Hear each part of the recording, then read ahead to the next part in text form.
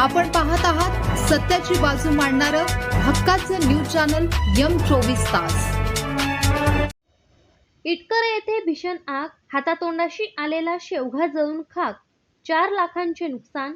इटकर येथील प्रगतशील शेतकरी हनुमंत रंगराव महाडिक यांच्या 1 एकर शेवगा बागेला रविवारी सकाळी अचानक आग लागली।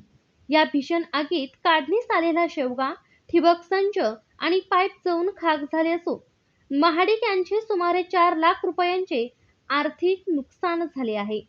हनुमंत महाडिक यांची आशियाई महामार्गाच्या पूर्व बाजूस शेती आहे। 2 वर्षापूर्वी त्यांनी अत्यंत कष्टाने 1 एकर क्षेत्रावर शेवग्याची लागवड केली होती। सध्या झाडे शेंगांनी लगडलेली होती आणि काढणीचा हंगाम सुरू होणार होता। मात्र रविवारी सकाळी 10 वाजण्याच्या सुमारास बागेतून आगीच्या ज्वाळा दिसू लागल्या। आग लागल्याचे समजताच महाडिक बंधू आणि परिसरातील शेतकऱ्यांनी घटनास्थळी धाव घेऊन आग विझवण्याचा शर्थीचा प्रयत्न केला।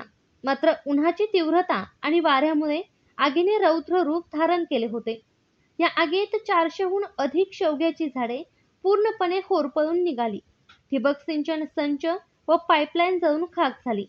घटनेनंतर गाव कामगार तलाठी यांनी तातडीने घटनास्थळी भेट देऊन पंचनामा केला आहे। आगीचे नेमके कारण अद्याप स्पष्ट होऊ शकले नाही।